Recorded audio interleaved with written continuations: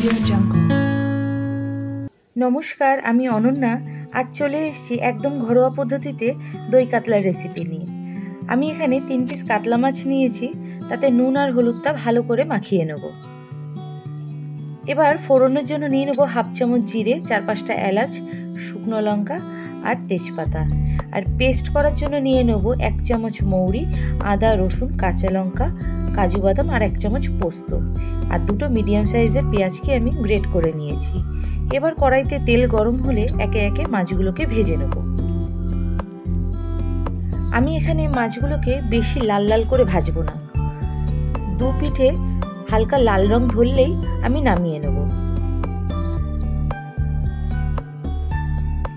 আমার মাছ ভাজা একদম রেডি। এবার কড়াইতে ওই তেলের মধ্যে ফোড়নটা দিয়ে দেবো তেজপাতা, শুকনো লঙ্কা, এলাচ আর গোটা জিরে। তার মধ্যে দিয়ে দেবো 2টো মিডিয়াম সাইজের গ্রেট করে রাখা পেঁয়াজ।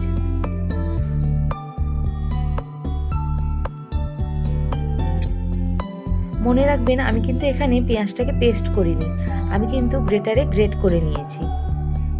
পেঁয়াজটাকে আমরা ততক্ষণ ভাজবো যতক্ষণ না পেঁয়াজটার মধ্যে হালকা গোলাপি রং ধরছে।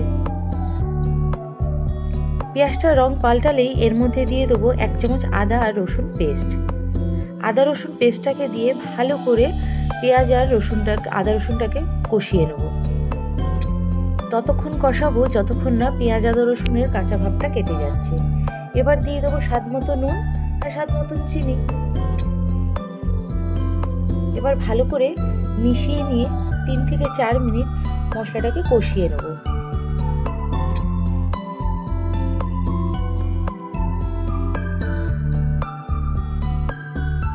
মশলাটা একটু কষে গেলেই এর মধ্যে দিয়ে দেবো মৌরি, পোস্ত আর কাজু বাদাম পেস্ট।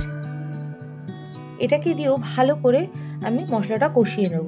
মনে রাখতে হবে এই সময় গ্যাসের ফ্লেমটা যেন মিডিয়াম আঁচে থাকে, মশলাটা যাতে নিচে ধরে না যায়। তাই জন্য আমি যে বাটিতে মশলা করেছিলাম তার মধ্যে অল্প জল দিয়ে সেই জলটা অ্যাড করে দিলাম। এবার মিডিয়াম আঁচে ভালো করে ফুটতে দেবো। দই কাতলা যেহেতু দই তো লাগবেই, তাই নিচে 3 চামচ দই, 1/2 চামচ লঙ্কা গুঁড়ো, 1/2 চামচ জিরে গুঁড়ো আর 1/2 চামচ গরম মশলা গুঁড়ো। এবার এগুলোকে সবকটাকে একসঙ্গে ভালো করে ফেটিয়ে নেব। ভালো করে ফেটানো হয়ে গেলে দইয়ের মিশ্রণটা আমি এই মশলার মধ্যে দিয়ে দেবো। মনে রাখতে হবে দইটা যখন আমরা মশলার মধ্যে অ্যাড করব তখন যেন গ্যাসের ফ্লেমটা একদম লোতে থাকে, বা আপনারা চাইলে বন্ধও করে দিতে পারেন।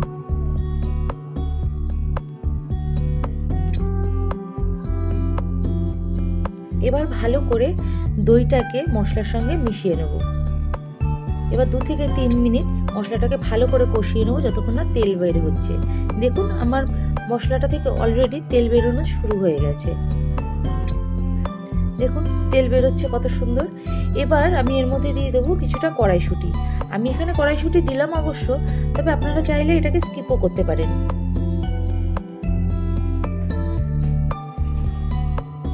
এবার আবারও 2 থেকে 3 মিনিট ভালো করে কষিয়ে নেব।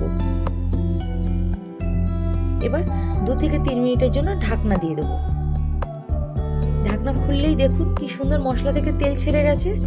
এবার ভালো করে কষিয়ে নিয়ে আমি যেই বাটির মধ্যে দইটাকে ফেটিয়েছিলাম সেই বাটিতেই অল্প জল দিয়ে এই মশলার মধ্যে আমি মিশিয়ে দিলাম। আমি এখানে গ্রেভিটা একটু বেশি রাখবো, তাই 1 বাটি জল দিলাম। আপনারা আপনাদের পছন্দ মতন জল কম বেশি করতে পারেন। জলটা যেই ফোটা শুরু করবে তখনই এর মধ্যে মাছ কটাকে দিয়ে দেবো। মাছটা দিয়ে মিডিয়াম আঁচে ভালো করে যখন ফুটে যাবে তখন এর মধ্যে 3-4টে চেরা কাঁচা লঙ্কা দিয়ে আবারও 3 থেকে 4 মিনিটের জন্য মিডিয়াম আঁচে ঢেকে দেবো। ব্যাস রেডি আমাদের দই কাতলা। উপর থেকে ধনেপাতা দিয়ে দিলেই তৈরি। যদি ভালো লেগে থাকে অবশ্যই কিন্তু একবার বাড়িতে ট্রাই করে দেখবেন।